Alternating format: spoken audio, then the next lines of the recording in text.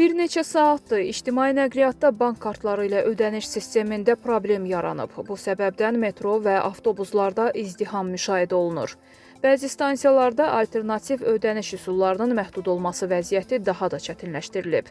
Sərnişinlərin sözlərinə görə, bir bank sistemi ilə ödənişlərdə çətinlik yaşanır. Sözü gedən mobil tətbiqin Bakı kart bölməsinə giriş etmək mümkün olmur.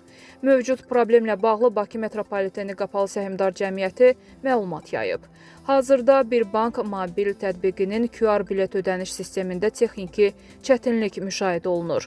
Problemin həlli istiqamətində aidiyyatı qurumlar tərəfindən işlər aparılır və qısa müddətdə aradan qaldırılacağı bildirilir.